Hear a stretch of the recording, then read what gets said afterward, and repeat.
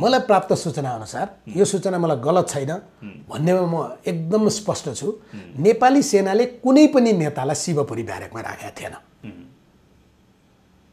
तर त्यही कुरा आएको थियो। नेपाली सेनाले कुनै पनि सरकारका या राजनीतिक दलका नेतालाई शिवपुरी ब्यारेकमा राखेको थिएन। फेरि दोहोऱ्याएर प्रधानमन्त्री केपी शर्मा ओलीलाई काठमाडौँ, ललितपुर र भक्तपुर जिल्लाभित्र राखिया थिएन। उहाँलाई मकवानपुर लगेको भन्ने हामी थाहा पाउँदैछौँ। मलाई ठाउँ भन्न नलाउनुहोस्, तर उहाँलाई काठमाडौँ, ललितपुर, भक्तपुर जिल्लाभित्र राखिएको थिएन। उहाँलाई जहाँ राखिया थियो 10 दिनसम्म त्यही ठाउँमा राखिएको।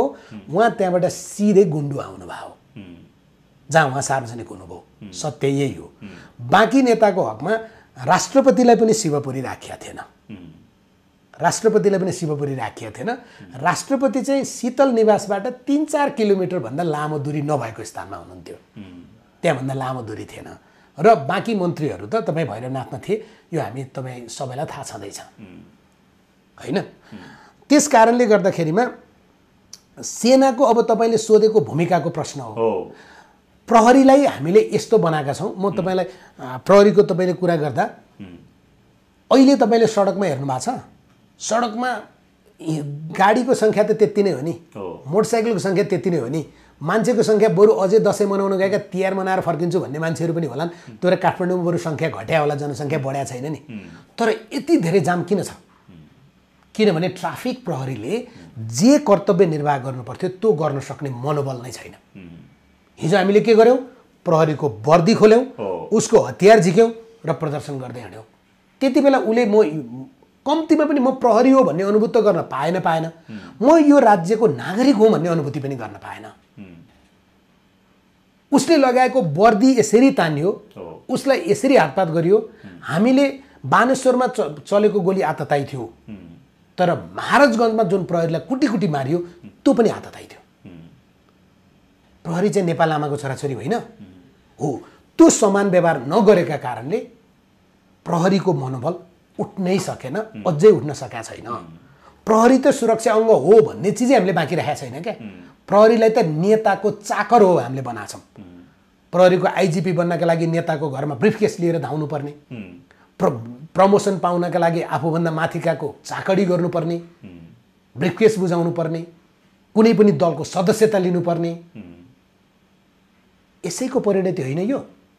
आज हामीले 28 वर्षदेखि प्रहरीलाई राजनीतिक दलको भातृ सङ्गठन बनाएका छौँ हो। नेपाली सेना मात्र एउटा त्यस्तो शक्ति हो जुन आज पनि कम्तीमा पनि एक समय हामीले नेपाली सेनालाई पनि गिजोल्न खोजिसकेका थियौँ होइन, माओवादी लडाकुको समायोजनको सन्दर्भमा। तर नेपाली सेनाले आफ्नो त्यो चरित्र अझै पनि गुमाएको छैन। यो पटक नेपाली सेनाले चाहेको भए, सेनापतिले चाहेको भए सम्भवतः सैनिक कु हुन सक्थ्यो। किनभने सबैको आशा त जङ्गी अड्डातिर थियो नि। र कतिपयलाई हामी जस्तो मान्छेलाई एकदम भय भइसकेको थियो। मैले प्रधान सेनापतिसँग अनौपचारिक संवाद पनि गरेका थिएँ। उहाँले प्रष्ट शब्दमा भनेको, हामीले यति बेला सङ्कटको अवस्था छ, समन्वय गरिदिन्छौँ, लोकतन्त्रमा हाम्रो विश्वास छ, सबै गर्ने कुरा संविधान र राष्ट्रपतिले गर्नुहुन्छ। उहाँले भन्नुभएको थियो नेपाली सेनाले सर्लक्क जनताको नासो जनतालाई नै बुझाउने भूमिका निर्वाह गर्यो। मात्रै एउटा चित्त दुखाइ छ। चित्त दुखाइ के छ? नेपाली सेनासँग चित्त दुखाइ के छ? चित्त दुखाइ छ। त्यो चाहिँ के भने प्रहरी चाहिँ के भएर यस्तो मनोबल भएको अर्को पनि कारण छ। जनपद प्रहरी, म सशस्त्रको कुरा गरिरहेको छैन, सशस्त्र प्रहरी हो कि होइन भन्नेमा पनि प्रश्न छ। हामीले कुन अवस्थामा सशस्त्र प्रहरी बनाएको थियो, उसलाई कति व्यावसायिक बनाउन सक्यौँ, प्रश्न छ। जनपद प्रहरीको चाहिँ समस्या के भयो भने गाउँमा एउटा पुलिस चौकी छ, त्यहाँ 5 जना 6 जना 10 जना पुलिस बस्छ। ऊ दिउँसो चना आलु खान जुन पसलमा जान्छ नि, बदमास या युवाहरू या अरू कोही मान्छे पनि त्यही पसलमा जान्छ, उनीहरूको भेट हुन्छ। एउटै जगको पानी उनीहरू बाँडेर खान्छन् हो। अनि त्यही प्रहरीले केही मुद्दा पर्दा, केही घटना हुँदा, एउटा पक्ष त यस्तो हुन्छ नि जसले आफूलाई अन्याय भाव अनुभूत गर्छ नि, त्यही प्रहरी हो। अनि तपाईँ त्यही प्रहरी या ट्राफिक प्रहरीको रूपमा हेलमेट नलागेको बेलामा, या तपाईँ चाहिँ लेन अनुशासन तोडेको बेलामा, या कुनै नाममा फेरि के गर्छ, उसैले कारवाही गर्छ।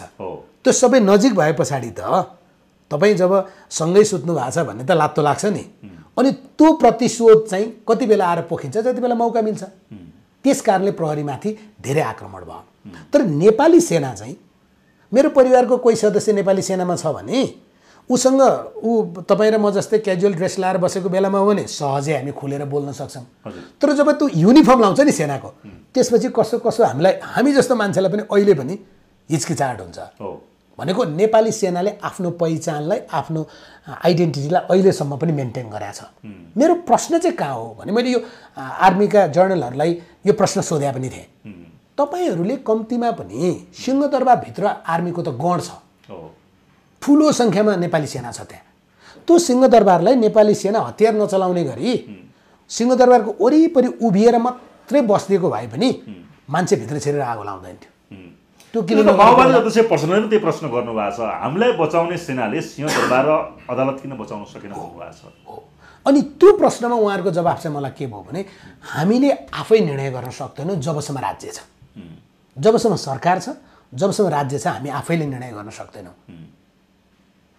हामीलाई के अरे सुरक्षा परिषदको बैठक भएर सेना परिचालन त के इमर्जेन्सी लागेको हुनुपर्छ, के निर्णय गर्नुपर्छ, राष्ट्रपतिले त्यसको निर्णय गर्नुपर्छ नि त। त्यो नभई हामी सडकमा आउन मिल्दैन, त्यस कारणले हामीले सकेनौँ।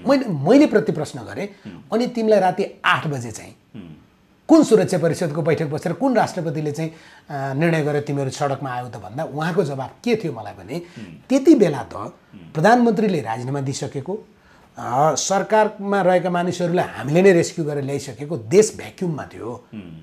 त्यसो भने त सेनाले सरकारका लागि वार्ता आह्वान गर्न पनि मिल्दैन नि, तर हामीले गऱ्यौँ नि, किनभने सङ्कटका लागि बनाइएको सेना भएका कारणले हामीले गरे हो होइन।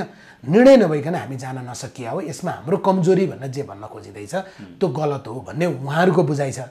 तर फेरि पनि मलाई लाग्छ नियम कानुन आदर्श मर्यादा भन्ने चाहिँ सहज हुँदा हुन्छ क्या, असहज परिवेशमा आउट अफ द बक्स आउनुपर्छ। सेना त्यति आइदिएको भए पनि हुन्थ्यो। अब यो परिकल्पना कुरा नगरौँ, भोलिका दिनमा चाहिँ यस्तो अवस्था फेरि सेनालाई मोर प्रोएक्टिभ बनाइयो भने त्यसको पनि समस्या हुन्छ। हेर्नुहोस् एउटा शब्दावली छ, सेनालाई as more easy to take out the army from the barrack होइन, सेनालाई ब्यारेकबाट निकाल्नु जति सजिलो छ it's too tough to get them back. सेनालाई फेरि ब्यारेक फर्काउने कुरा चाहिँ एकदमै गाह्रो हुन्छ। त्यस कारणले सेना ब्यारेकबाट निक्लिने कुरालाई हामीले हचुवामा गफ गर्नु हुँदैन।